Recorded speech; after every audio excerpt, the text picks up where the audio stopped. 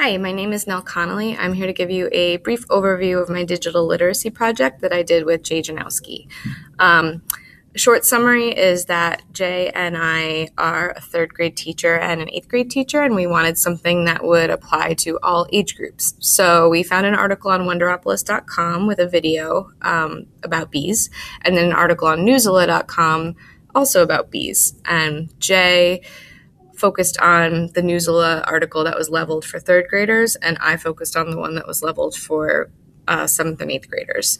So our initial project was about creating a lesson plan where we read these texts with the kids, we brainstormed comparisons and contrasts, and then the kids make some sort of product of their own choosing. The problem with this, we realized after discussing it with Kristen, our liaison, was that it's a little limiting, maybe not as ambitious as we could be for our students. So instead of just providing them with these texts and reading them together and brainstorming and doing this all kind of for them almost, why not use that as a sample and then have them find their own text, with the added bonus of them being able to find something that they were really interested in.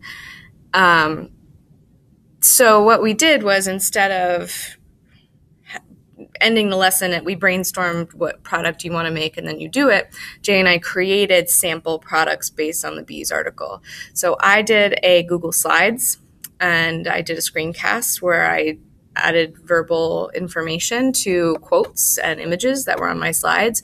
Jay, using his third grade leveled article and the Wonderopolis article, made a Poplet. So it was a graphic organizer of comparisons and contrasts.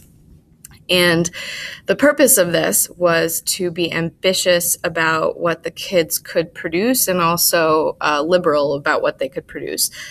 Instead of read these two articles and write a paragraph, there are so many options out there for them to demonstrate their understanding.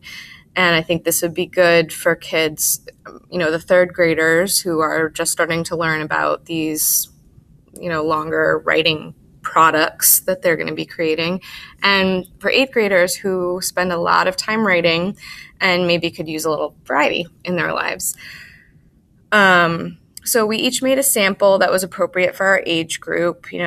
Maybe Jay's kids would use the Screencastify, maybe my kids would use the Poplet. But that became part of the lesson where kids are brainstorming what sort of product they want to make. We decided not to create a rubric because we thought it might be limiting.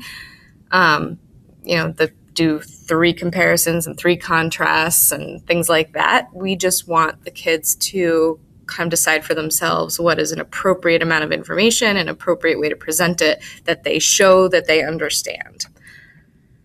What I learned was that while I was not deliberately thinking, I have to provide these texts for the kids, or they're not going to be able to find their own. I wasn't consciously thinking that, but unconsciously I was assuming it because I was providing them the text.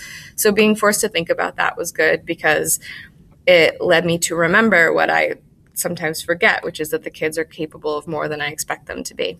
So that was really enlightening. There's also just learning about these tools and all the potential that's out there.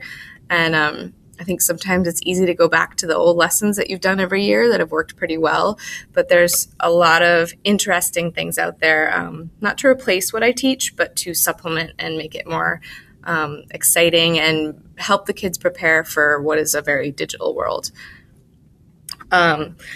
Jay and I both intend to use this particular lesson in the classroom. It's pretty straightforward. How long it will take for the kids to do, I can't really predict.